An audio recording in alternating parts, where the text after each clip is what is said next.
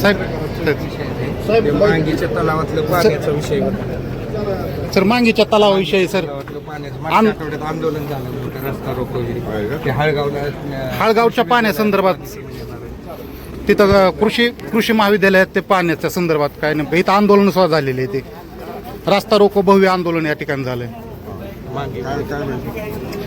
मांगीच्या तळ्यातून मांगीतून पाणी नेण्याला कृषी महाविद्यालय हे शासनाचं आहे.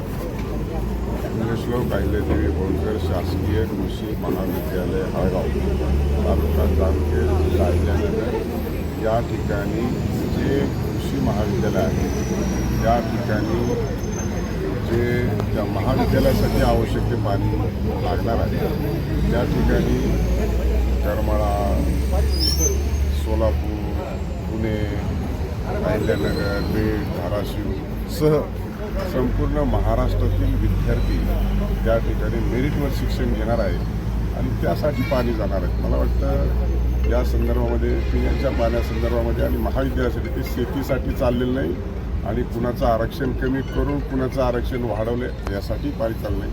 त्यामुळे काहीतरी गैरसमज झालेला आहे. त्यामुळे ती शासनाची व्यवस्थितरित्या आदेश जर पाहिला तर त्या संदर्भामध्ये आंदोलनकर्त्याचं आणि विरोध करण्याचं सगळ्यांचं शंका निरसन होईल.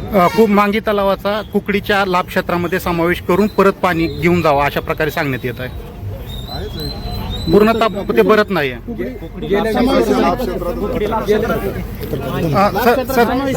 पाणी येतं का नाही कुकडीचं? नाही येत, पूर्णतः येत नाही, पूर्णतः येत नाहीये. गेल्या 20 वर्षात मांगी तलाव फक्त 5 वेळा वाढला. हो, पण कुकडीच्या लाभ क्षेत्रामध्ये मांगीच्या तलावाचा समाविष्ट आहे. नाही समावेश नाही.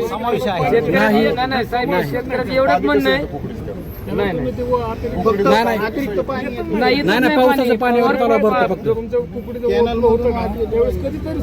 त्यालाच कुकडीचा लाभ